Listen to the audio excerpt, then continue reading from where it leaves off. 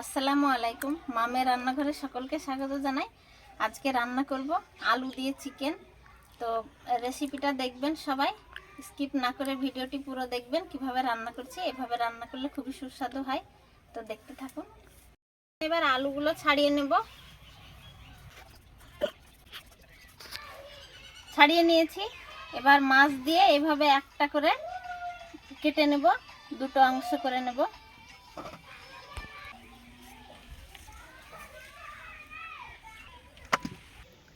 আলু কেটে ধুয়ে নিয়েছি, মাংস ধুয়ে পরিষ্কার করে নিয়েছি। এবার বেটে নেব। এখানে এখন বাটবো জিরে, পাঁচফোড়ন, আদা আর রসুন। পেঁয়াজটা বাটবো না। পাঁচফোড়ন আর জিরে একসঙ্গে বেটে নেব।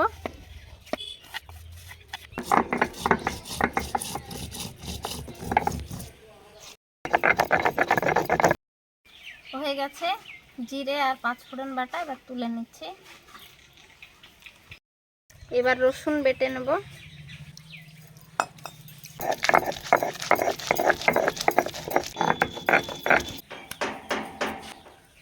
এবার আদা বেটে নেব।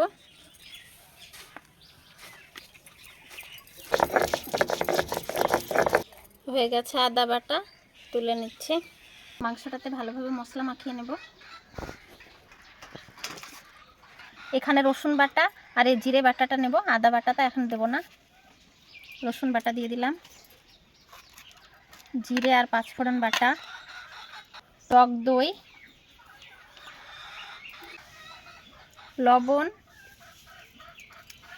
হলুদের গুঁড়ো, লঙ্কা গুঁড়ো, একটু সরিষার তেল, ভালোভাবে মাখিয়ে আধ ঘন্টা রেখে দেব।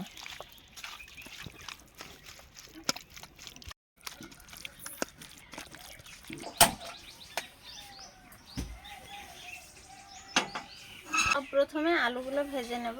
কড়াইটা গরম হয়ে গেছে, দিয়ে দিচ্ছি সরিষার তেল। এবার দিয়ে দেবো ধুয়ে রাখা আলু।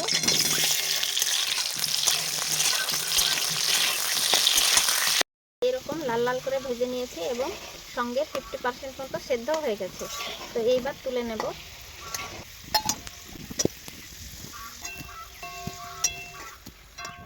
এই তেলে আর একটুখানি তেল দিয়ে দেব। এবার দেব কেটে রাখা পেঁয়াজ।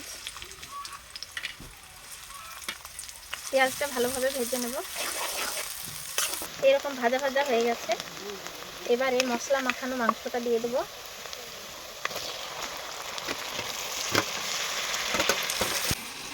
এবারে পাত্র ধোয়া জলটা দিয়ে ভালোভাবে কষিয়ে নেব।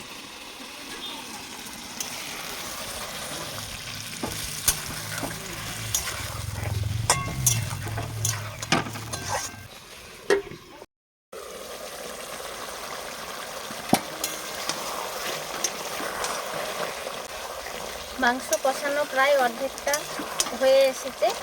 এইবার দিয়ে দেব এখানে বেটে রেখেছি এই আদা বাটা। এই মুহূর্তে আদা বাটা দিলে খুবই সুস্বাদু হয় তরকারি। আর দিয়ে দেব এই গরম মশলা, এলাচ আর দারচিনি।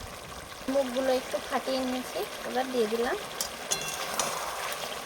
আবার কষিয়ে নেব ভালোভাবে। মাংস থেকে এবার তেল ছাড়া ছাড়া হয়ে গেছে।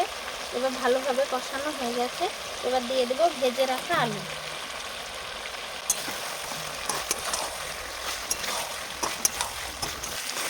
এভাবে বারে নাড়াচাড়া করে আলু এবং মাংস দুটোই ভালোভাবে কষিয়ে নিয়েছি। এবার দিয়ে দেব জল। খুব একটা বেশি ঝোল করব না, একটু মাখো মাখো করব, তো সেই পরিমাণে জলটা দিয়ে দেব। ফুটতে শুরু করেছে। এবার ঢাকনা দিয়ে ঢেকে রান্না করে নেব।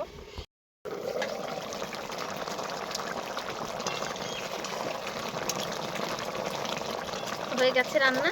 এরকম মাখো মাখো করে রান্না করে নিয়েছি। এবার নামিয়ে নেব।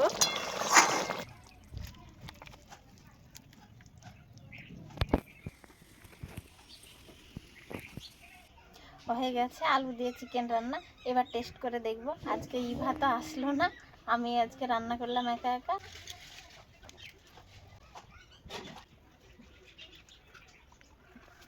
সত্যি খুব সুন্দর হয়েছে।